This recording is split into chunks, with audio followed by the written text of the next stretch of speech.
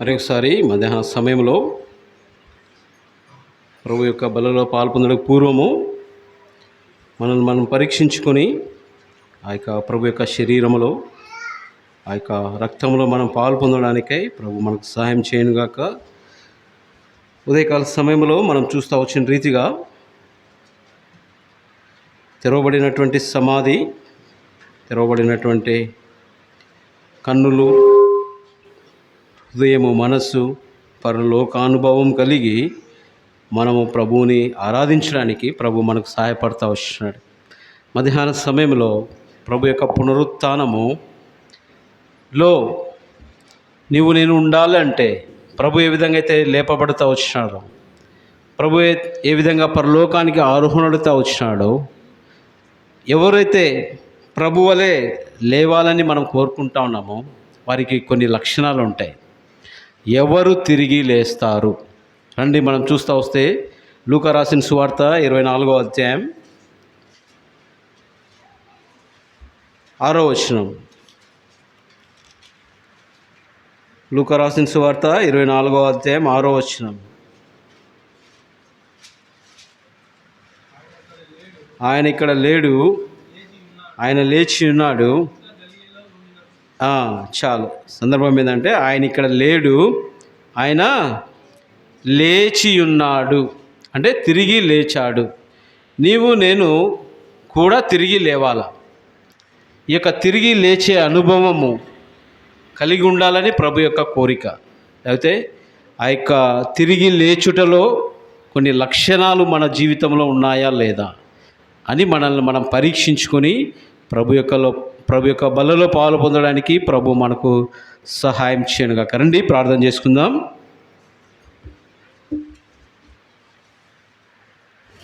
ప్రేమల తండ్రి, జీవం గల దేవ, యేసుక్రీస్తు పరిశుద్ధమైన ఘనమైన మహోన్నతమైన నామములో మరి ఒకసారి ప్రభు దినము, పరిశుద్ధ దినములో ప్రభా మీ యొక్క ప్రియబిడ్డలముగా మీ రక్తం చేత కొనబడిన వారముగా మీ బల చుట్టూ చేరరావడానికి మీరు మాకు అనుగ్రహించిన శ్రేష్టమైన సమయమును బట్టి మీకు వందనములు, స్తుతి, స్తోత్రం చెల్లించుకుంటున్నాం. మరొకసారి మీ యొక్క శరీరములో, మీ యొక్క రక్తంలో పాలు పొందడానికి పూర్వము ప్రభా మేమేమై ఉండాలనో, ప్రభా మేము ఏ లక్షణములు కలిగి ఉండాలనో మేము గుర్తెరిగిన వారమై అవి మా యొక్క జీవితంలో అన్వయించుకొని వాటన్నిటిని మేము కలిగి ఉండాలని మీరు కోరుకుంటున్నందుకు వందనములు.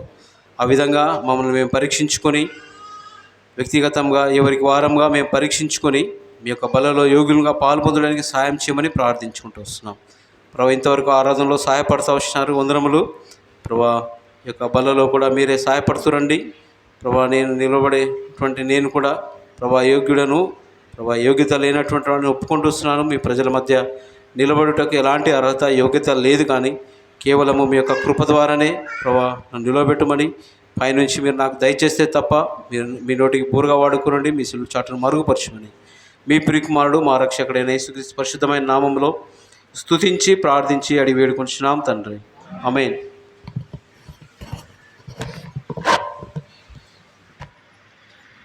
ఇందాక ఆరాధన చేస్తూ ఉన్నప్పుడు ఎవరో ఆంటీ ఆరాధన చేస్తూ వస్తున్నారు, దున్నపడుతూ వచ్చిందంట. ప్రభు యొక్క శరీరము దున్నపడుతూ వచ్చింది. మీరు రోజు చూస్తూనే ఉంటారు ఇక పొలాలలో ఏ విధంగా నాగిలి పెట్టి దున్నుతారో. నేను మొన్న కూడా శుక్రవారం పరిచర్యకి వెళ్తూ వచ్చినప్పుడు ఈ యొక్క కొన్ని విషయాలు అక్కడ చెప్తా వచ్చిన. ఇదేంటిదంటే ప్రపంచంలో అతి పెద్దదైనటువంటి Oxford university, one of the యూనివర్సిటీస్లో వరల్డ్లో ఆక్స్ఫర్డ్ యూనివర్సిటీ వాళ్ళు ప్రభు యొక్క సిలువను గురించి లేకపోతే ప్రభు యొక్క దేహాన్ని గురించి రీసెర్చ్ చేస్తా వారు కొన్ని కనుగొన్నారంట. ఏంటిదంటే ప్రభువారు మోసినటువంటి ఆ యొక్క కల్వరి సిలువ బరువు 150 కేజీల బరువు ఉందంట.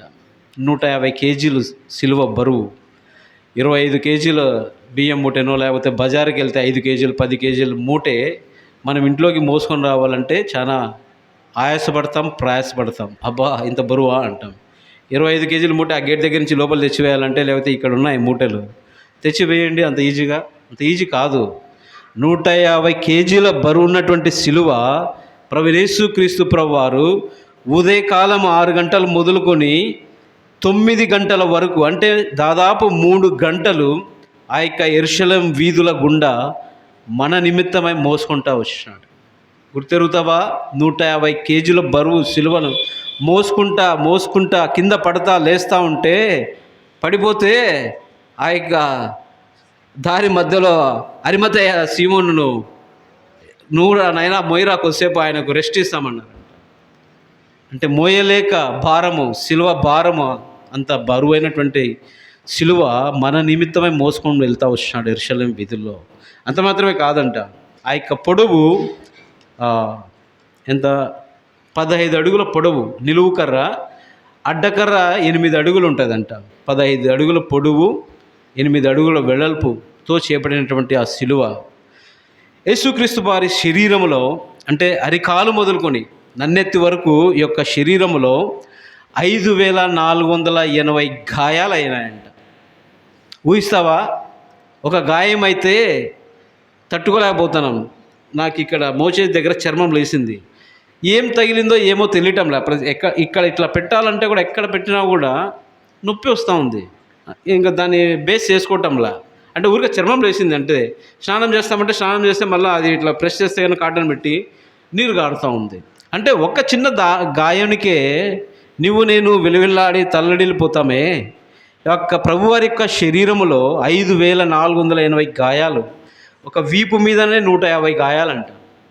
అంటే ఆరాధన చేస్తూ ఉన్నారు, దున్నపడుతూ వచ్చింది. ఆ యొక్క ఫ్యాషన్ ఆఫ్ ది క్రైస్ట్ అనో, లేకపోతే పాటల్లో యూట్యూబ్లో మనకు చూపిస్తూ వస్తారు.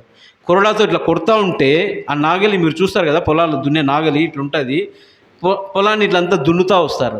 ఆ విధంగా ప్రభు యొక్క శరీరము, లేకపోతే ప్రభు యొక్క వీపు ఆ యొక్క రోమా సైనికులకు అప్పగించుకుంటూ వచ్చేస్తాడు. దున్నపడింది, ఏం లేదు. అందుకే ప్రభువారి సిలువలో ఉంటా వచ్చినప్పుడు ఆ యొక్క దాహం అడిగితే వాడు పక్కన పొడిస్తే ఏమొచ్చింది?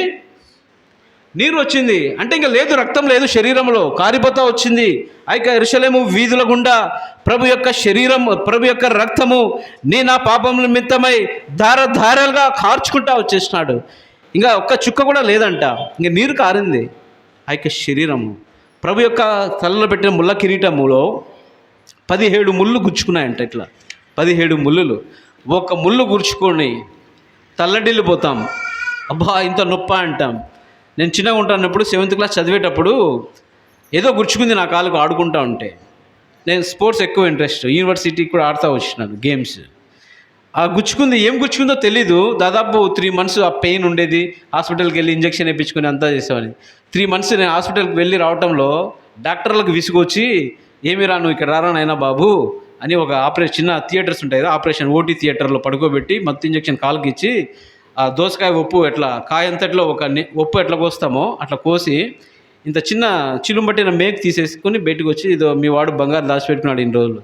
అంటే నొప్పి, అంటే ఒక చిన్న ముళ్ళు గుచ్చుకుంటేనో, ఒక చిన్న దెబ్బ తగిలితేనో మనం భరించలేము, మనం ఓర్చుకోలేనటువంటి స్థితిలో మనం ఉంటే, ప్రభువారు నా కొరకు అన్ని వేల దెబ్బలు, గాయాలు దున్నపడతా వచ్చింది.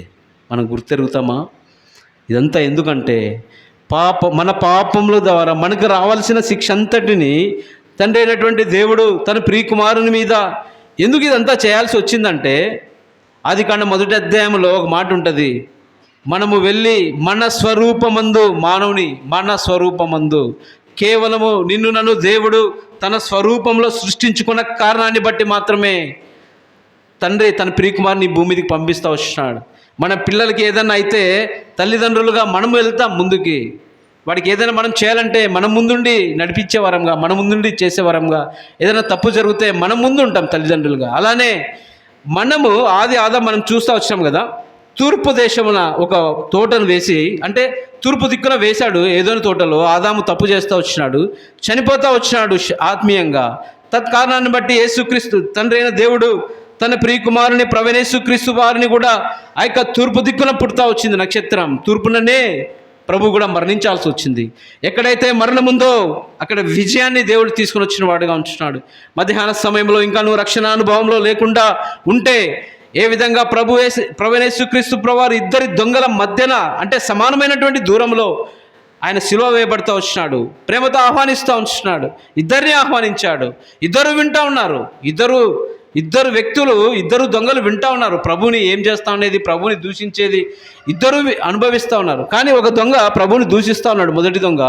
రెండో వాడు అంటాడు మొదటి వానితో, నీవు కూడా అదే శిక్షా విధిలో ఉన్నావు. మనకి ఇదైతే న్యాయమే, మనకు న్యాయమే. మనం దొంగలము, దొంగతనం చేశాము, అబద్ధాలు ఆడాము, మనము ఎక్కడ చెప్పినటువంటి మాట వినకుండా వచ్చినాము, మనకి ఇది న్యాయమే.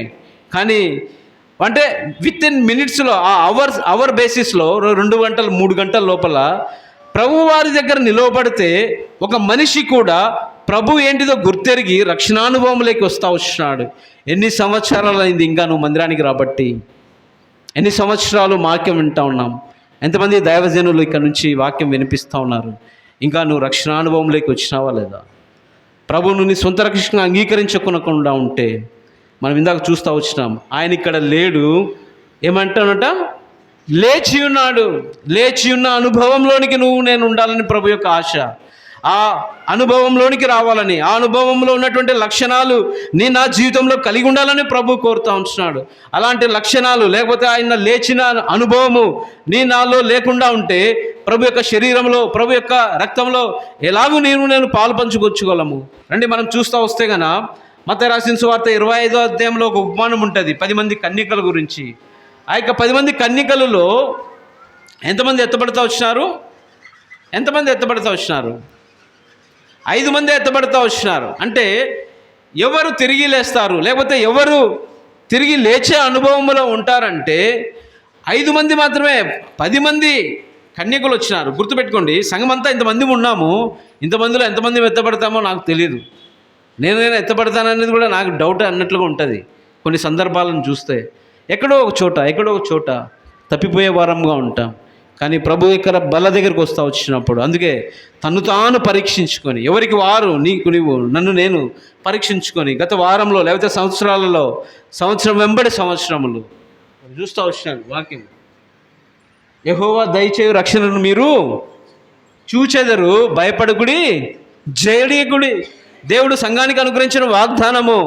ఇంకా రక్షణలోనికి వచ్చినావా లేదా? ఆయన రక్షణను నువ్వు చూచినావా? వాగ్దానాలు వెంబడి వాగ్దానాలు ఇస్తూ ఉన్నాడు. ఈ యొక్క సంవత్సరము క్యాలెండర్లో ఉంటుంది. ఏమని ఉంది వాక్యము? చెప్తారు ఎవరన్నా?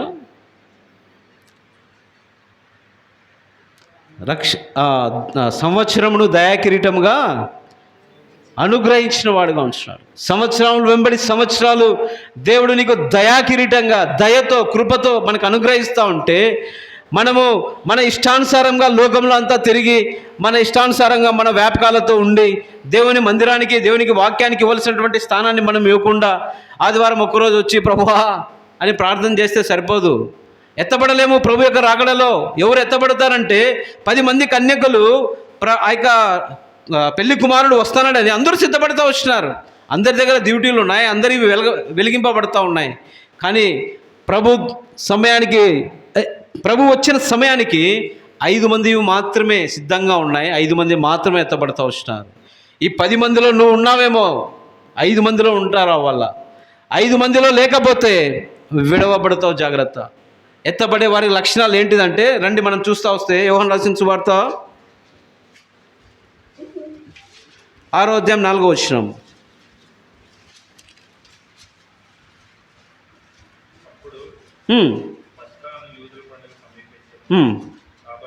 కాబట్టి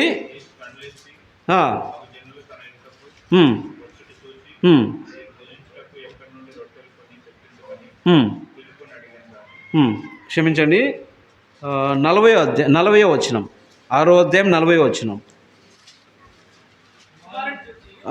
కుమారుని చూచి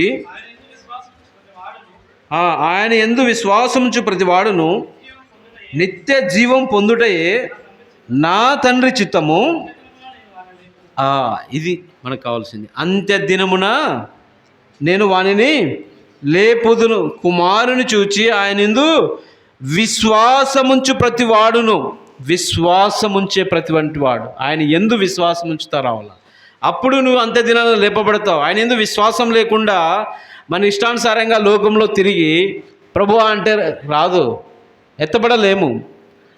నేను మన యొక్క ప్రతి వాడును విశ్వాసముంచు ప్రతి వాడును నీ నా విశ్వాసము ఏ విధంగా ఉంది? విశ్వాసం లేకుండా దేవుని చూచుట అసాధ్యము. నీవు నేను ప్రభువును చూడాలంటే విశ్వాసం కలిగి ఉండాలి. క్రైస్తవ జీవితంలో విశ్వాసం అనేటువంటిది చాలా ప్రాముఖ్యమైనటువంటిది. క్రైస్తవులమే కావచ్చు, కానీ విశ్వాసం లేకుండా ఉంటే మనం ప్రభువుని చూడలేము. ఆ యొక్క విశ్వాసం లేకుండా ఉంటే మనం ఎత్తబడము. జాగ్రత్త. నీ నా జీవితంలో ఎవరు లేస్తారంటే ప్రభువు లేస్తా వచ్చినాడు. ఆయన ఇక్కడ లేడు, ఆయన లేచి ఉన్నాడు. ఎవరు తిరిగి లేస్తారంటే విశ్వాసం కలిగి ఉన్నటువంటి మనము, లేకపోతే విశ్వాసం కలిగి ఉన్నటువంటి ఆ యొక్క వారే. ఆ యొక్క 10 మంది కన్యకలలో ఎవరైతే సిద్ధపడి విశ్వాసం కలిగి వారు దివిటీలు సిద్ధపరచుకొని నూనెతో సహా వచ్చినారో వారు ఎత్తబడతా వచ్చినారు. ఎవరైతే ఆ జాగ్రత్తతో వెలుగుతా ఉందిలే నా దివిటి కూడా అని మనం అజాగ్రత్తతో అల్ప విశ్వాసంతో మనము కలిగి ఉంటే విడబడే వారంగా ఉంటాం. జాగ్రత్త. మనల్ని పరీక్షించుకుంటూ రావాలా. ప్రభువా, నా విశ్వాస జీవితంలో నేను వెలిగింపబడతా ఉన్నానా? ఇంతలో కనపడి అంతలో మాయమైపోతుంది. ఇంతలో కనపడుతూ ఉంది, బాగానే దివిటి వెలిగింపబడుతూ ఉంది, కానీ ప్రభు వచ్చినప్పుడు, ప్రభు రాగడప్పటికీ మన దివిటి ఆరిపోయేటువంటిదిగా ఉంది. దాన్ని సిద్ధపరచుకుంటూ రావాలా. ఎట్లా సిద్ధపరచుకుంటూ రావాలా? దేవుని మందిరానికి రావాలా, దేవుని సన్నిధికి రావాలా, దేవునికి వాక్యం దగ్గరికి రావాలా. అప్పుడు వచ్చినప్పుడు మన దివిటి మనల్ని సిద్ధపరిచే వారంగా ఉంటాం. సిద్ధపరచుకొని నూనెను నింపుకునే వారంగా, పాలతో, వాక్యంతో, నీళ్లతో. దేవుని యొక్క వాక్యానికి ఇవన్నీ సాదృశ్యం. దేవుని యొక్క వాక్యము 1 కీర్తన 1-2 వచనాల్లో ఉంటుంది. ఏముంటుంది? నీటి కాలువల ఎవరైనా నాటబడినదే ఆకు వాడక తన కాలమందు ఫలం ఇచ్చేది. నీటి కాలువలన ఎవరైనా అంటే, నీటి కాలువలంటే దేవుని యొక్క వాక్యము. వాక్యం అనేటువంటి ఆ కాలువల దగ్గర నీవు నేను మన హృదయము లేకపోతే మన జీవితము నాటబడిదైతే మనం ఆకు వాడకుండా ఫలమిచ్చేటువంటి వారముగా ఉంటాం. అందుకే అపోస్తలుడైన పౌలు అంటాడు, నేను మిమ్మల్ని పాలతోనే పోషించి తిని అంటాడు. పాలు అనేటువంటి వాక్యము దైవజనులు బక్సి అంకుల్ గారి ద్వారా నేను మన మధ్యకు తీసుకున్నటువంటి ఈ యొక్క దర్శనములో, అపోస్తల కార్యములు 2:42, ఆ యొక్క సంఘ దర్శనంలోనికి నన్ను తీసుకొని వచ్చి ఈరోజు ఇక్కడ కూర్చోబెడతా వచ్చినాడు ఆ దర్శనంలో. అందుకే అపోస్తల బోధ, సహవాసము, రొట్టె విడిచుట, ప్రార్థన, అపోస్తలైన బోధలో ఉండాలా.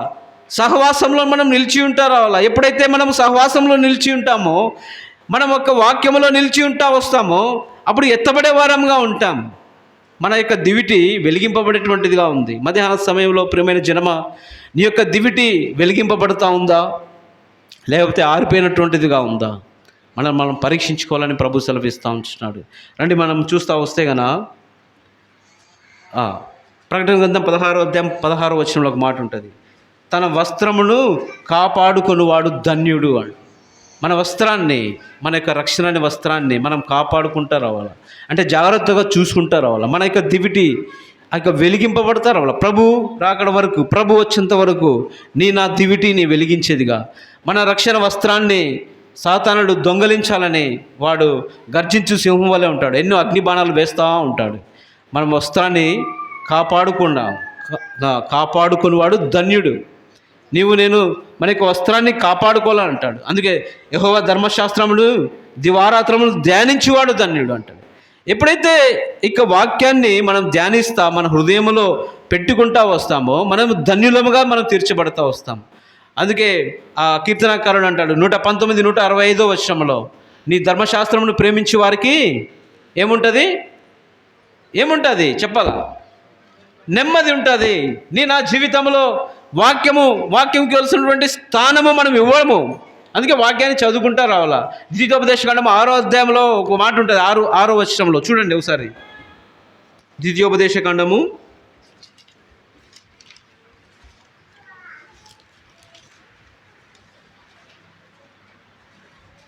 6 ఒకరు గట్టిగా.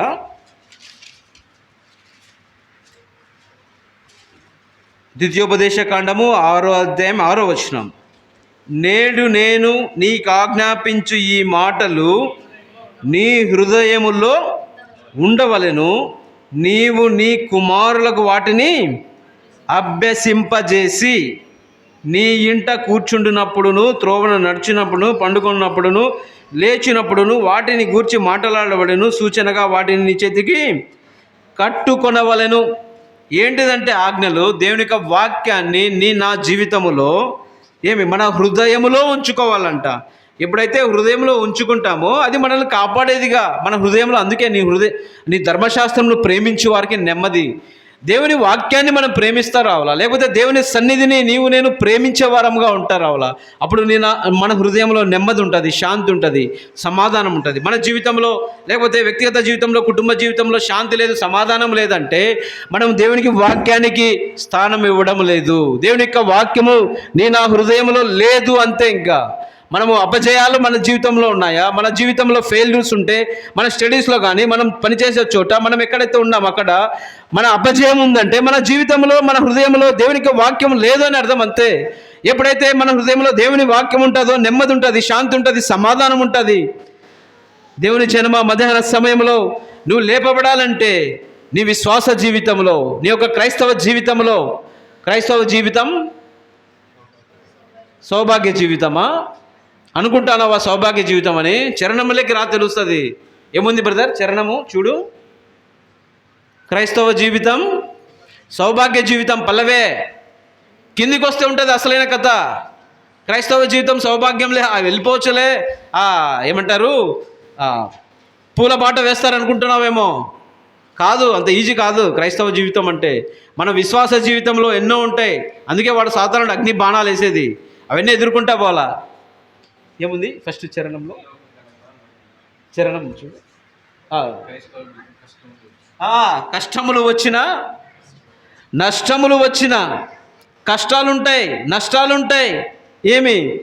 అగ్నిగుండములో, నీవు సింహపు గుహలో, అంధకారము, ఇవన్నీ ఉంటాయి. నా జీవితంలో అంధకారం ఉంటుంది, అగ్నిగుండం ఉంటుంది, కష్టం ఉంటుంది, సుఖం ఉంటుంది.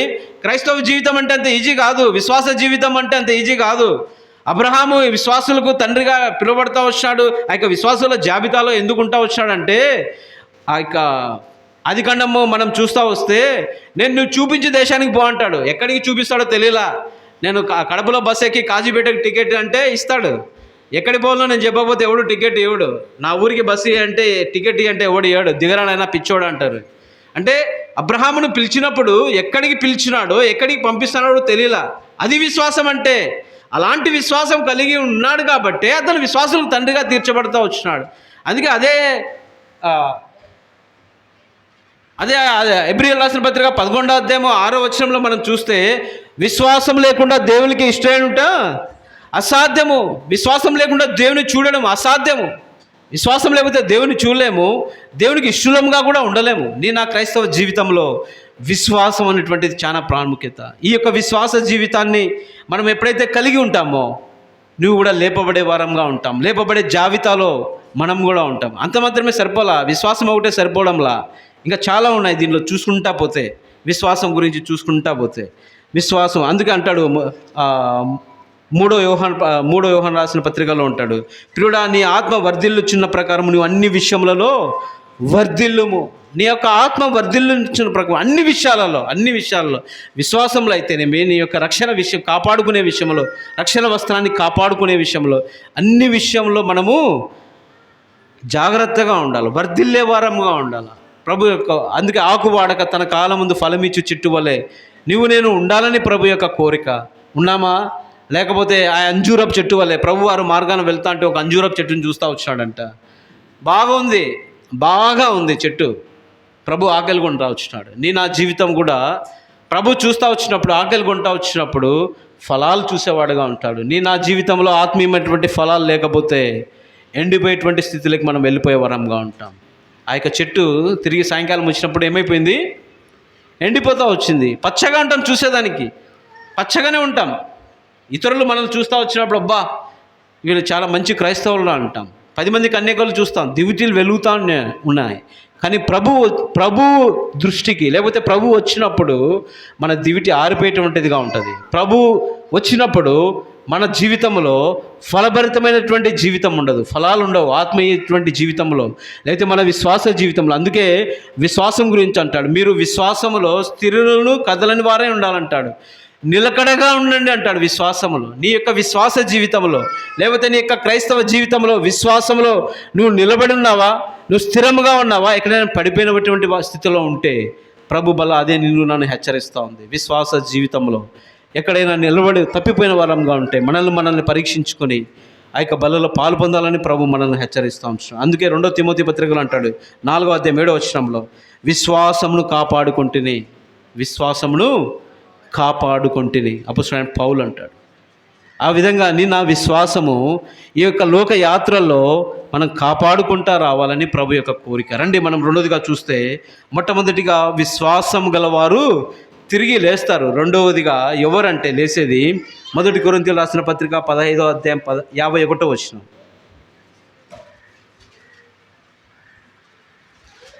1 కొరింథీయులకు రాసిన పత్రిక, ఇదిగో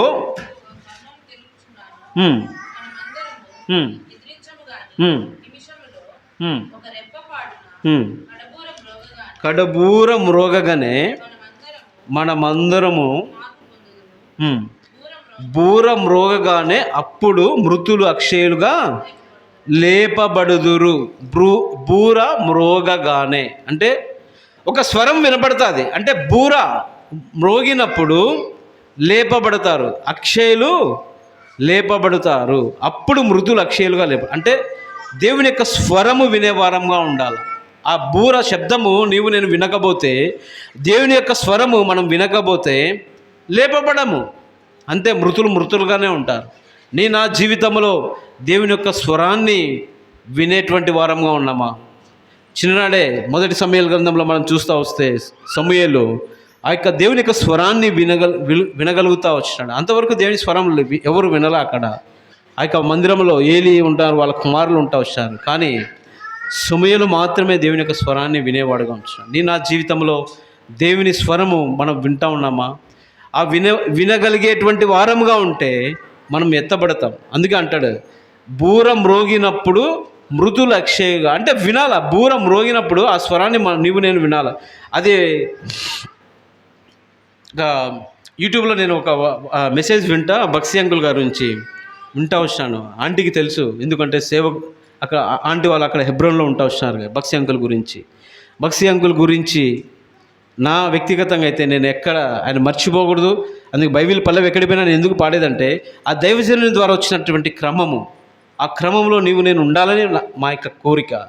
ఎంతమందికి తెలుసో తెలీదో దైవజనుల గురించి తెలుసుకోండి, వాక్యం చదవండి, దేవుని యొక్క వాక్యం. బక్సీ అంకుల్ బుక్కులు తీసుకొని చదవండి.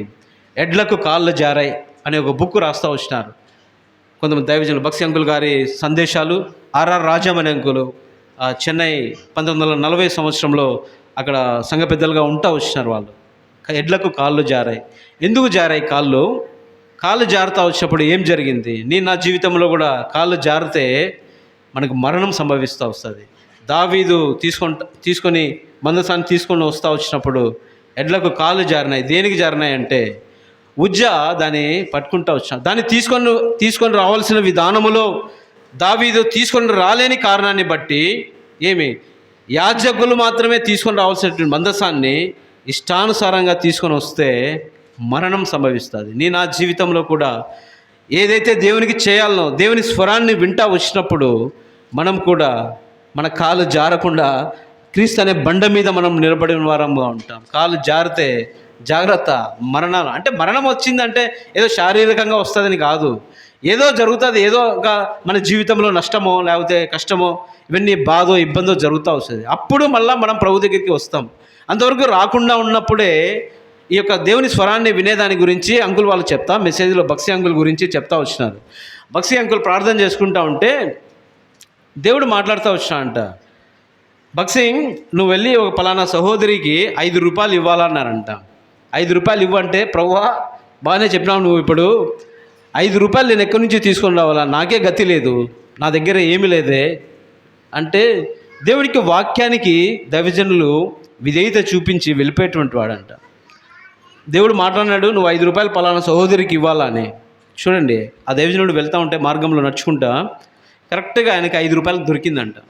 5 రూపాయలు దొరుకుతానే ఈ 5 రూపాయలు తీసుకొని అక్కడ నిలబడి, ఇక్కడ 5 రూపాయలు ఎవరైనా పోగొట్టుకున్నారా అని గట్టిగా అడుగుతున్నాడంట. 1 సారి 2 సార్లు 3 సార్లు లేదంట.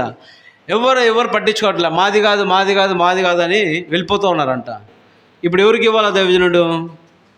5 రూపాయలు ఇవ్వమని విధురాలకు చెప్పినాడు కదా, ఇక్కడ 5 రూపాయలు దొరికింది, దొరుకుతానే జోలో పెట్టుకుని అట్లా పోలా ఆయన అడుగుతూ వచ్చినాడు. తన విశ్వాసాన్ని పరీక్షిస్తూ వచ్చినాడు. దేవుడు అడిగినాడు, ఎవరు పట్టించుకోవాలి, ఎవరు మాది అని చెప్పాలా.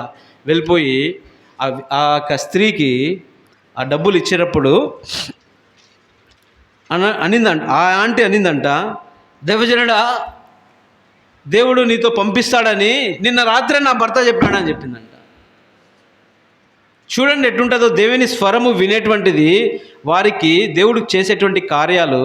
ఇక్కడ దైవజనునితో మాట్లాడుతున్నాడు ప్రభువు, ఆయన స్వరాన్ని దైవజనుడు వింటా ఉన్నాడు. నువ్వు 5 రూపాయలు తనకి ఇవ్వాలా.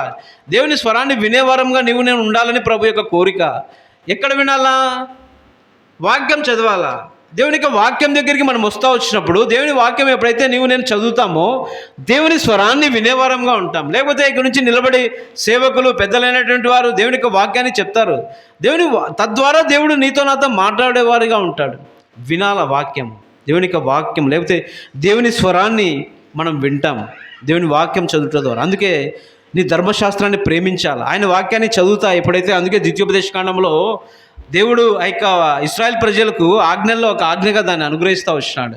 అరే నాయనా, నువ్వు నడుచుకునేది కాదు, నీ పిల్లలకు కూడా చదివిపించు దేవుని యొక్క వాక్యం. హృదయాల్లో కట్టడలుగా వారి హృదయాల్లో భద్రపరచండి, వారికి కట్టండి. ఎందుకు అన్నీ చెప్తా ఉన్నాడంటే, ఎక్కడే తప్పిపోతారో, ఎక్కడ నా పిల్లలు నేను ఏర్పరచుకున్నటువంటి ప్రజలు వారు తప్పిపోతారో అని వారికి చెప్తా వచ్చినారు. నన్ను పాపం నుంచి, శాపం నుంచి, ఆ యొక్క మరణ ఛాయల్లో నుంచి దేవుడు నన్ను ఏర్పరచుకునింది. ఎఫెసీయులకు రాసిన పత్రిక 1వ అధ్యాయంలో జగత్తు పునాది వేయబడుకుంటే నన్ను ఏర్పరచుకునింది. ఎందుకంటే ఆయన స్వరాన్ని వినాలని ప్రభు నన్ను ఏర్పరచుకుంటా వచ్చినాడు. వింటా ఉన్నామా ఆయన స్వరాన్ని?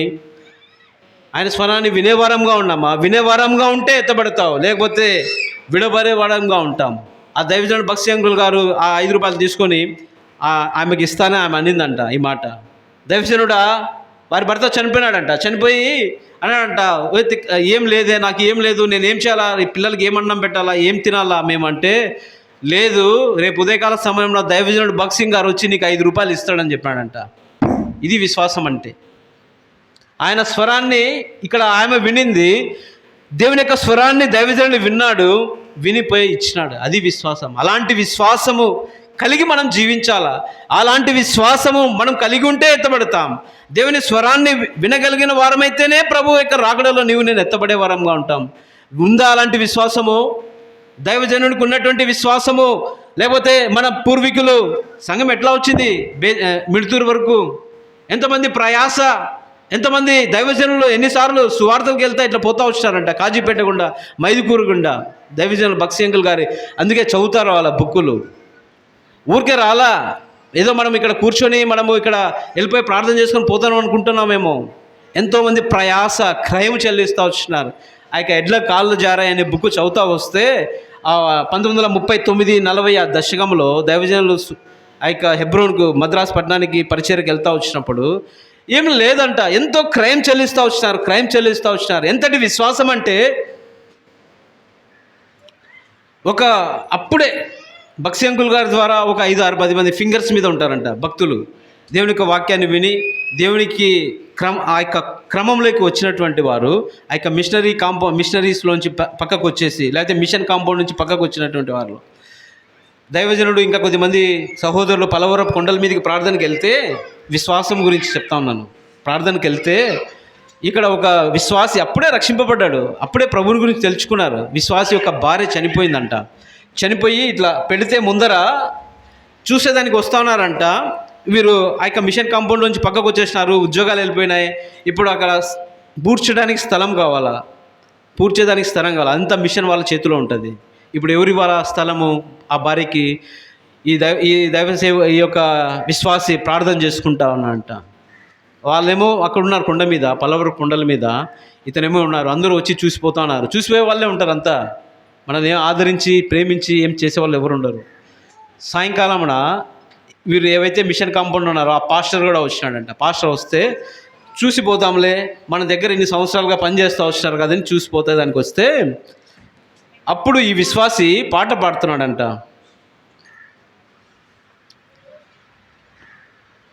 ఏం పాట అంటే, సిలువను వీడను అన్నటువంటి పాట. శివుని గీతాల్లో ఊరికే పాటలు ఏదో రాసినారు మన మీద పాడతాం కాదు. ఒక్కొక్క పాటకి ఒక్కొక్క ఇది ఉంటుంది, అనుభవం ఉంటుంది. ఆ భార్య శవాన్ని ముందర పెట్టుకొని ఆ వ్యక్తి పాట పాడుతూ ఉంటే ఆ వచ్చినటువంటి పాస్టరు ఆ పాటకి హత్తుకొని పాట ద్వారా అతను సంధించబడితే అన్నాడంట, సిలువను వీడను, ఎన్ని శ్రమలు వచ్చినా, ఎన్ని ఇబ్బందులు వచ్చినా, ఎన్ని ఇరుకులు వచ్చినా, ఎన్ని వ్యాధి బాధలు వచ్చినా, ప్రభువా నీ సిలువను వీడను ప్రభువా అని పాట. అది నా జీవితంలో కలిగి, అది విశ్వాసం అంటే. ఎంత వచ్చింది, భార్య చనిపోయింది, శవం ముందర ఉంది, విశ్వాసాన్ని విడిచిపెట్టాలా. మళ్ళీ అతని దగ్గర పోయి నా భార్య చనిపోయింది నాయనా, నువ్వే నాకు దిక్కు, ఇంకెవరు లేరు, దాన్ని విడిచిపెడతాను, ఇంకా బైబిల్ వదిలిపెడతాను అనాలా.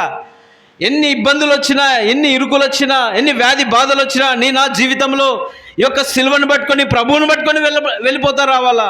ప్రభువు నీకు నాకు నడిపించేవాడిగా, విశ్వాస జీవితంలో ఎన్ని ఆటంకాలు వచ్చినా, క్రైస్తవ జీవితంలో ఎన్ని కష్టాలు నష్టాలు వచ్చినా కూడా ప్రభువు మనల్ని నడిపించేవాడిగా ఉంచాడు. ఆయన స్వరాన్ని ఎప్పుడైతే నేను వింటా వస్తామో అప్పుడు ప్రభువు నన్ను ఎత్తే రాకడలో ఎత్తబడే వారంగా ఉంటాం. దేవుని జనమ, నీ యొక్క విశ్వాస జీవితంలో, నీ యొక్క క్రైస్తవ జీవితంలో, లేకపోతే దేవుని యొక్క స్వరము వినే విషయంలో మనం నమ్మకంగా జీవిస్తామా? ఆ యొక్క విశ్వాసి ఆ పాట పాడుతూ వస్తే ఆ యొక్క వచ్చినటువంటి పాస్టరు ఆ యొక్క పాటకు ఆకర్షితుడై సంధించబడి, అయ్యా నేను నీకు స్థలం ఇస్తాను, 6 అడుగుల స్థలం.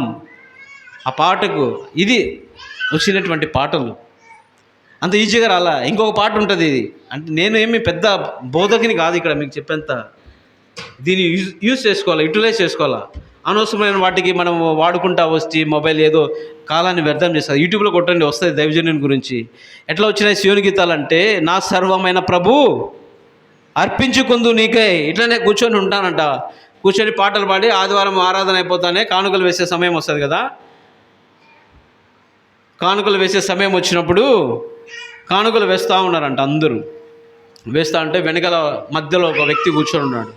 అందరూ వెనుకల నుంచి క్రమంగా దైవజనునికి ఇచ్చినటువంటి క్రమం ఇది, క్రమంగా వచ్చి వేసిపోతూ ఉంటే ఇంకా అతని టర్న్ కూడా వచ్చింది, పోవాలా. అతని దగ్గర డబ్బు లేదంట. డబ్బు లేకుండా ఉంటే అట్లే నిల్చుకొని ఉండి ప్రార్థన చేసుకున్నట్ట. పక్కన ఉండే వాళ్ళ సంగతి నేనంటే ఏదో ఒకటి పక్కన వాళ్ళ దగ్గర పోయి ఇంకా చర్చికి పోతానా, అరే నాయనా ఏదైనా డబ్బులు ఉంటాయిరా, కానుక డబ్బు లేదని ఇరుగు బరువు వారిని అడిగి తెచ్చుకొనైనా వచ్చిండేవాడినేమో నేనైతే. ఆ విశ్వాసి ప్రభు మీద విశ్వాసంతో వచ్చినాడేమో. ఆరంభ దినాల్లో జరిగినటువంటి సంఘటనలు ఇవన్నీ బుక్కులు చదివితే, భక్తి అంకుల్ బుక్కులు చదివితే కానీ మనకు తెలుస్తుంది సాక్ష్యాలు. ఆ వ్యక్తి అట్టే నిలబడి ప్రార్థిస్తున్నాడు, ప్రభువా నన్ను ఎందుకు ఇంతమందిలో అవమానంగా నిలబెట్టావు అని ప్రార్థన చేసుకుంటా ఉంటే అప్పుడు పాట పాడాడంట, నా సర్వమైన ప్రభు అర్పించుకుందు నేను, నా కాళ్ళు చేతులెల్లా. ప్రభా నా దగ్గర నీకు ఇవ్వడానికి డబ్బు లేకపోవచ్చు ప్రభా, నా కాళ్ళు ఉన్నాయి, నా చేతులు ఉన్నాయి. అట్లా వచ్చినాయి పాటలు, ఊరికే రాలా. దైవజనునికి అనుగ్రహించిన క్రమము, ఆ యొక్క క్రైమ్ చెల్లిస్తూ వచ్చినారు. ఆ దినాల్లో క్రైమ్ చెల్లించినారు కాబట్టి మిడుతూరు వరకు వచ్చింది ఈ యొక్క ఆరాధన సంఘము. మనం ఏమైనా క్రైమ్ చెల్లిస్తూ ఉన్నామా అని ప్రభు యొక్క మందిరానికి రావడం విషయంలో, వార కార్యక్రమాలన్నిటిలో ఏం పోతాంలే, ఏం జరుగుతాలే, ఏం చెప్తారులే ఆ బోధకుడు, వస్తూ ఉన్నామా సంఘ ప్రార్థనలకు, లేకపోతే నియమటిక కూటాలకు, బైబిల్ స్టడీకి, ఆదివారం ఆరాధన, సువార్త కూడికలకు, వీటన్నిటికీ వస్తున్నామా క్రమంగా అని దేవునికి ఇవ్వాల్సినటువంటి స్థానాన్ని, దేవుని సన్నిధికి, దేవుని వాక్యానికి ఇవ్వాల్సినటువంటి స్థానాన్ని ఏమైనా రవ్వంతైనా క్రైమ్ చెల్లిస్తున్నామా అని. దైవజన భక్తి అంకుల్ గురించి మీరు చెబితే 2 ఇంజనీరింగ్లు చదువుతూ వచ్చాడు అంకుల్. తెలుసా అదన్నా డబల్ ఇంజనీరింగ్ చదువుతూ వచ్చాడు ఆ దినాల్లోనే. Agriculture engineering, mechanical engineering, agriculture engineering ఎందుకు చదువుతూ వచ్చాడంటే ఆ దినాల్లో వాళ్ళు కోట్ల ఆస్తిపరులు, కొన్ని వేల ఎకరాలు పొలాలు దున్నేటువంటి వారు. ఆయన చదివిన చదువుకు 1923లో పుడితే 20 దశకంలో అనుకుందాంలేండి. ఒకవేళ ఆయన చదివిన చదువుకు భారతదేశంలో ఒక అగ్రికల్చర్ ఇంజనీర్గా వచ్చి, లేకపోతే స్వతంత్ర పోరాటంలో కూడా పాల్పొంది ఉంటే సిక్కులు కాబట్టి మన ఇండియా వరకే ఒక పేరు వచ్చిండేదేమో. ఆ దైవజనుడు దేవుడు 3 సిక్కు మతస్థులను ఎన్నుకుంటూ వచ్చాడంట పంజాబ్ రాష్ట్రం నుంచి భారతదేశంలో. కర్తార్ సింగ్, సాధు సుందర్ సింగ్, దైవజనుడు భక్త్ సింగులు, 3 సిక్కులు ప్రపంచాన్ని గడగడలాడిస్తూ వచ్చినారు. దైవజనుడు భక్త్ సింగుల్ గారి ద్వారా ప్రపంచంలో ఏ దేశానికి వెళ్ళినా కూడా సంఘాలు ఉన్నాయి ఈరోజు. కారణం ఏంటంటే క్రయము చెల్లిస్తూ వచ్చినాడు. క్రయము చెల్లించిన కారణాన్ని బట్టి ఇక్కడ ఏల్ బేతల్లో కూడా మిడుతూరులో దేవుడు సంఘాన్ని ఏర్పాటు చేసుకుంటూ వచ్చినాడు. ఆది యందు ఉన్నటువంటి విశ్వాసులు పెద్దలైనటువంటి వారు క్రయం చెల్లించిన కారణాన్ని బట్టి నేను ఈరోజు కూర్చొని ఉన్నాం. నువ్వేమైనా క్రయం చెల్లిస్తున్నావా? నీ విశ్వాస జీవితంలో, క్రైస్తవ జీవితంలో నీ యొక్క విశ్వాసాన్ని నువ్వు జాగ్రత్తగా కాపాడుకునే విషయంలో ఏమైనా క్రయం చెల్లిస్తున్నావా అని ప్రభు వల్ల అది మనతో మాట్లాడుతోంది. దేవుని స్వరాన్ని వింటే వినగలిగే వారంగా ఉన్నామా? ఎత్తబడే వారంగా ఉండాలంటే దేవుని స్వరాన్ని వినగలిగే వారంగా ఉండాలా? ఎత్తబడే వారంగా ఉండాలంటే మన యొక్క విశ్వాస జీవితాన్ని కాపాడుకునే వారంగా ఉండాలా? విశ్వాసము మీరంటాడు బహుగా ఫలించుట వలన. బహుగా ఫలిస్తూ ఉన్నావా నీవు నేను? యోహాను రాసిన సువార్త 10వ అధ్యాయంలో నిలిచిండు అని ఉంటుంది. 11 సార్లు రాయబడి ఉంటుంది ఆ మాట, నిలిచి ఉండాలని. ఎందులో నిలిచి ఉండాలా? ప్రభువులో నిలిచి ఉండాలా. ప్రభు యొక్క వాక్యములో, ప్రభు యొక్క స్వరము వినే విషయంలో నేను ఎప్పుడైతే నిలిచి ఉంటామో అప్పుడు బహుగా ఫలించే వారంగా ఉంటాం. ఫలాలు ఉన్నాయా నా జీవితంలో? రక్షింపబడ్డావు, బాప్తిజం తీసుకున్నాం, మందిరానికి వస్తున్నాం, వెళ్ళిపోతున్నామేమో. ఫలభరితమైన జీవితము నీలో నాలో లేకపోతే ఎండిపోయేటువంటి జీవితంగా ఉంటుంది. ప్రభు ఆకలి కొనేవాడుగా ఉంటాడు. వచ్చినప్పుడు ప్రభు యొక్క రాగడ ఆకలి కొంటా వచ్చినాడు. ప్రభు మార్గంలో వెళ్తూ ఉంటే ఆకలేసిందట. ప్రభుకి ఏంది ఆకలి వేయడం ఏంది? అవును, ఆకలి వస్తుంది ప్రభుకి. నా జీవితాన్ని చూస్తూ వచ్చినప్పుడు ఆకలి కొంటాడు. ఫలభరితమైన జీవితం లేకపోతే ఎండిపోయేటువంటి జీవితం. అందుకే ఒకరికి 1 తలాంతు, ఒకరికి 2, 3, 5 తలాంతులు ఇస్తూ వచ్చినాడు. ఆ 5 తలాంతులు ఫలభరితం ఉన్నాయి, బలానమ్మకమైన ఒక్కరిని తీసుకున్న వాడిని ఏమంటాడు? 1ని 2 చేయలేదు కాబట్టి వీని ఎక్కడ పడేయండి, నీకు 1 తలాంతు ఇచ్చాడు. మత్తయి రాసిన సువార్తలో ఒక మాట ఉంటుంది, మారు మనసుకు తగిన ఏమంట మారు మనసుకు తగిన ఫలం ఫలించాలా. దేవుడు నిన్ను నన్ను రక్షించుకుంది, దేవుడు నిన్ను నన్ను మందిరానికి అనిపించింది ఊరికే కాదు. ఈ యొక్క ఫలభరితమైన జీవితం జీవించాలా. ఈ యొక్క ఫలాన్ని అంటే నీకు ఇచ్చినటువంటి మారు మనసుని ఇతరులకు చెప్తారు. అలా అయ్యా నా జీవితము సిలువకు వెలుపట లేకపోతే క్రీస్తుకు వెలుపట ఉంటా వచ్చినప్పుడు నేను ఎంతో దుర్మార్గంగా ఉంటా వచ్చినాను, నేను ఎంతో నరకానికి నశించిపోవాల్సిన వాడిని, లేకపోతే నా అపరాధముల ద్వారా పాపంలో నేను చచ్చిపోయినటువంటి స్థితిలో ఉన్న నన్ను దేవుడు నాకు మారు మనసు రక్షణ అనుగ్రహిస్తూ వచ్చినాడు. ఈ రక్షణ మారు మనసును ఏమంటాడంటే మారు మనసుకు తగిన ఫలం ఫలించాలా. నా జీవితంలో ఫలం ఉందా? ఫలం లేకపోతే ఎండిపోతాం, జాగ్రత్త.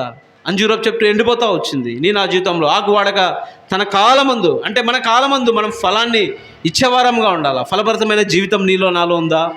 మన జీవితంలో దేవుని యొక్క స్వరాన్ని వినగలిగే వారంగా ఉంటా ఉన్నామా? విశ్వాస జీవితంలో మనం ఎత్తబడే వారంగా ఉండాలంటే మన క్రైస్తవ జీవితంలో మనం ఎత్తబడే వారంగా. ఎవరు ఎత్తబడతారంటే ప్రభు ఎత్తబడతా వచ్చాడు, ప్రభు లేస్తా వచ్చాడు. నేను కూడా ప్రభు యొక్క 2వ రాకడలో ఎత్తబడాలంటే, లేవాలంటే మన విశ్వాస జీవితంలో మనము ముందు కొనసాగే వారంగా ఉండాలా. దేవుని స్వరాన్ని వినగలిగే వారంగా ఉండాలా. బక్సీ అంకుల్ గురించి ఆగిపోయినాం కదా. బక్సీ అంకుల్ ఆ విధంగా 2 ఇంజనీరింగ్ చదువుతూ వచ్చినాడు. బక్సీ అంకుల్కు పెళ్ళి అయింది, కుమారుడు కూడా ఉన్నాడు. అవునా ఆంటీ? పెళ్ళి అయింది, భార్య ఉంది, కుమారుడు కూడా ఉంటా వచ్చినాడు. ఎందుకు చెప్తున్నా అంటే క్రయము చెల్లిస్తూ వచ్చినాడు. ఆ దైవజనుడు విడిచిపెట్టినాడు. దేవుని వాక్యము మాట్లాడుతూ వచ్చినప్పుడు, దేవుని స్వరాన్ని వింటా వచ్చినప్పుడు భార్యను విడిచిపెడతా వచ్చినాడు, పిల్లని విడిచిపెడతా వచ్చినాడు, కుమారుని విడిచిపెట్టి దేవుని వాక్యానికి విధేయుడై లోబడి ఆయన మనకు మార్గదర్శిగా ఇంతవరకు సంఘాలు కట్టబడడానికి ఆ క్రమంలో అపోస్తుల బోధ, సహవాసం, రొట్టె విడుచుట, ప్రార్థనలో నేను ఎడతెగగా ఉండేదానికి ఆ క్రయము ఎందుకు ఆ క్రమం తీసుకొని రాబడతా ఉందంటే ఆ దైవజనుడు చెల్లించినటువంటి క్రయము. మనం ఏమైనా రవ్వంతైనా మనం దాంట్లో చేస్తామా అని, మందిరానికి క్రమంగా వస్తామా, దేవునికి వాక్యానికి ఇవ్వాల్సినటువంటి స్థానము మనం ఇస్తా ఉన్నామా, మనల్ని మనం పరీక్షించుకుంటారు. వాళ్ళ ప్రభువా ఎన్ని సంవత్సరాలు వెళ్ళిపోతూ ఉన్నాయి, సంవత్సరం వెంబడి సంవత్సరాలు ప్రభు దయాగ్రహంగా ఆయన మనకు అనుగ్రహిస్తూ ఉంటే మనం ఎక్కడైనా తప్పిపోయిన వరంగా ఉంటే మన విశ్వాస జీవితంలో, మన క్రైస్తవ జీవితంలో విశ్వాసాన్ని కాపాడుకుంటూ రావాలా, నిరీక్షిస్తూ రావాలా, దేవుని యొక్క స్వరము వినయవరంగా ఉంటా రావాలా. ఊరికే ఒక 2-3 ఉన్నాయి పాయింట్స్, నేను ఊరికే మీకు చూపించి చెప్పేస్తాను చూడండి. 3వదిగా మనం చూస్తే మత్తయి రాసిన సువార్త 27వ అధ్యాయం 52వ వచనంలో ఉంటుంది, పరిశుద్ధులముగా మనం తీర్చబడతా రావాలి. ఎప్పుడైతే పరిశుద్ధ జీవితము మనలో ఉంటే అప్పుడు ఎత్తబడే వారంగా ఉంటాం. యోహాను రాసిన సువార్త 6వ అధ్యాయం 54వ వచనంలో ఒక మాట, నా శరీరం తిని నా రక్తం త్రాగువాడే నిత్య జీవం గలవాడు, అంత్య దినమున నేను వానిని లేపుదును. నేను అంత్య దినాన లేపబడాలంటే నాలోదిగా ఆయన శరీరము రక్తము మనం త్రాగే వారంగా ఉండాలి. అంటే రక్షణలోనికి రావాలా, బాప్తిస్మంలోనికి రావాలా, మనం ఆ యొక్క శరీరంలోనికి, రక్తంలో మనం త్రాగేవారంగా, తినేవారంగా ఎప్పుడైతే ఉంటామో అప్పుడు అంత్య దినాన లేపబడే వారంగా ఉంటాం. ఊరికి ఏదో ఆదివారం వచ్చి పైకి ఆరాధన చేసి ఏదో ప్రభువా యథాప్రకారం ఆచారంగా మనం చేస్తే సరిపోదు. విశ్వాసంలో ఎదుగుతూ రావాలా, దేవుని స్వరాన్ని వింటూ రావాలా, పరిశుద్ధ జీవితము నీవు నేను కలిగి జీవిస్తూ వచ్చినప్పుడు, ఆయన రక్తము, ఆయన శరీరంలో రక్తంలో నీవు నేను పాలు పొందుతూ వచ్చినప్పుడే మనం లేపబడే వరంగా ఉంటాం. ఇవి లక్షణాలు. ఆయన లేపబడుతూ వచ్చినాడు, నీవు నేను లేపబడాలా, ఎత్తబడాలా ఆయన రాకడలో. అంటే మొట్టమొదటిగా విశ్వాస జీవితం కలిగి ఉంటారు రావాలా, దేవుని స్వరాన్ని వినాలా, పరిశుద్ధ జీవితం కలిగి ఉంటారు రావాలా, ఆయన రక్తంలో పాలు పొందుతూ రావాలా. చివరిదిగా వస్తే మొదటి దశలోని రాసిన పత్రిక 4:16 వచనం. మొదటి దశలోనికి రాసిన పత్రిక 4:16 వచనం.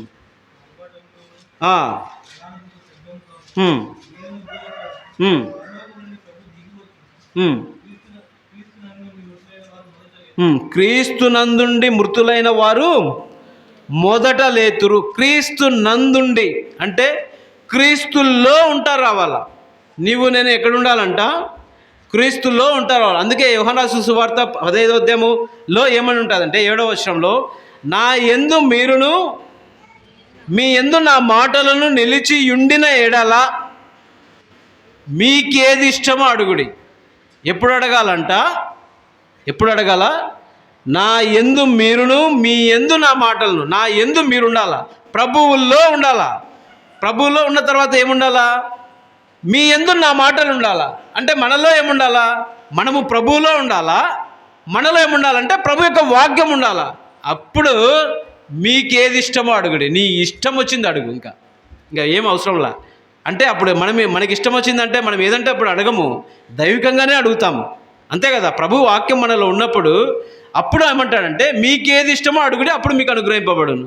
మనం ఏదో ఊరికే మనం ప్రభువులో ఉండకుండా, ప్రభు వాక్యం మనలో ఉండకుండా ప్రార్థన చేస్తూ ఉంటాం, ఆరాధన చేస్తూ ఉంటాం. ప్రభు నాకు అది బాగలేదు, నాకు అది ఇవ్వు, ఇది ఇవ్వు, నా పిల్లలకి ఇది లేదు, నేను ఆర్థికంగా ఇది ఉన్నాను అని ఉన్నాము. సరే, అది వాస్తవమే, దేవుడు అది చేస్తాడు, తప్పకుండా చేస్తాడు, కాదనట్లా. దేవుడు సమస్తమే ఎరుగుడు మన పరిస్థితి. కానీ మనము ప్రభువులో ఉన్నామా? ప్రభు యొక్క వాక్యము మనలో ఉందా? ఈ రెండు ప్యారల్గా ఉంటా వచ్చినప్పుడు, సమానంగా ఉంటా వచ్చినప్పుడు, అప్పుడు మనకి ఏది ఇష్టమో అడిగితే అప్పుడు దేవుడు మనకు అనుగ్రహించేవాడుగా ఉంటాడు. 5 చూస్తూ వచ్చినాము. విశ్వాసం చూస్తూ వచ్చినాము. రెండోది దేవుని స్వరము చూస్తూ వచ్చినాము. పరిశుద్ధత చూస్తూ వచ్చినాము. ఆయన రక్తము, శరీరం చూస్తూ వచ్చినాము. చివరిదిగా క్రీస్తుల్లో ఎప్పుడైతే నీవు నేను ఉంటామో అప్పుడు మనం ఎత్తబడే వారంగా ఉంటాం. ఎత్తబడాలంటే ఈ 5 లక్షణాలు నీలో నాలో కలిగి ఉంటేనే మనం ఎత్తబడతాం. లేకపోతే ఏ ఒక్కటి మిస్ అయినా కూడా మనం విడబడే వారంగా ఉంటాం. 10 మందికి ఉన్నాయి దివిటీలు వెలుగుతూ ఉన్నాయి, నీ దివిటీ నా దివిటీ వెలుగుతూ ఉంది. కానీ విశ్వాసముతో వెలుగుతూ రావాలా, దేవుని యొక్క స్వరాన్ని వినేవారు వెలుగుతూ రావాలా, పరిశుద్ధ జీవితం కలిగి ఉండ రావాలా, ఆయన రక్త మాంసంలో మనం పాలు పొందుతూ రావాలా. అవును ప్రభువా, ఎక్కడైనా తప్పిపోయిన వారంగా ఉంటాయి. అందుకే ప్రభు వల్ల ఆ దైవజని ద్వారా మనకు తీసుకొని రాబడింది. ఎందుకంటే క్రమంగా మనం మనుషులమే తప్పిపోతూ వస్తాం, కానీ ప్రభు బల దగ్గరికి వచ్చినప్పుడు మనల్ని మనం పరీక్షించుకుంటూ రావాలి. అవును ప్రభు, పలానా చోట పలానా విషయంలో నేను తప్పిపోతూ వచ్చాను, పడిపోతూ వచ్చాను ప్రభు, నన్ను క్షమించు. నా విశ్వాస జీవితంలో, లేకపోతే నీ యొక్క స్వరము వినే విషయంలో, నేను పరిశుద్ధంగా జీవించే విషయంలో, నీ యొక్క రక్త మాంసంలో పాలు పొందే విషయంలో ఒకరు ఒక వారం పాలు పొందుతారు, ఒకరు ఒక వారం పాలు పొందరు. ఇంకా నెలలు గ్యాప్ ఇస్తూ వస్తాం. అది కాదు. ప్రభు రాకడలో ఎత్తపడాలంటే మనము దైవికంగా దేవుడు దైవజని ద్వారా మనకు అనుగ్రహించినటువంటి బల్ల. అందుకే అపోస్తుల కార్యములు 2:42 క్రమం ఎందుకు వస్తూ వచ్చిందంటే ఎడతెగక ఉంటారు రావాలా. చివరిదిగా ఏంటంటే క్రీస్తుల్లో నిలిచి ఉంటారు రావాలా. ఎప్పుడైతే ఏమంటాడు, క్రీస్తు నందుండి మృతులైన వారు. ఎప్పుడైతే క్రీస్తుల్లో నువ్వు ఉంటావో ఆయన యందు నిలిచి ఉండాలా. 11 సార్లు రాయబడతా వచ్చింది ఒక అధ్యాయంలోనే. యోహాను రాసిన సువార్త 15వ అధ్యాయం. ఎందుకు అంత ప్రాధాన్యత ఇస్తా వచ్చా అంటే నిలిచిండు అంటే ప్రభువులో నువ్వు నిలిచి ఉంటా వస్తే మనం ఎత్తబడే వారంగా ఉంటాం. ప్రభువులో నువ్వు నిలిచి ఉండి ఆయన వాక్యము, ఆయన స్వరము నీ హృదయంలో ఉంటే అప్పుడు నీకు ఏది ఇష్టమో అప్పుడు అడిగితే దేవుడు నీకు అనుగ్రహించేవాడుగా ఉంటున్నాడు. దేవుని సంగమా, మధ్యాహ్న సమయంలో ఇంకా ప్రభువులో ఇంకా నువ్వు నిలిచి ఉండలేదా? ప్రభు స్వరం వినే విషయంలో, ప్రభువుకు పరిశుద్ధంగా జీవించే విషయంలో, ఆయన రక్త మాంసంలో పాల్పొందే విషయంలో ఆయన మన యొక్క విశ్వాస జీవితంలో ఎక్కడైనా తప్పిపోయిన వారముగా ఉంటే మనల్ని మనం పరీక్షించుకొని ఆ యొక్క ప్రభు బలలో యోగ్యులుగా పాల్పొందడానికి ప్రభు మనకు సాయం చేయను గాక. రండి మనం ప్రార్థన చేసుకుందాం.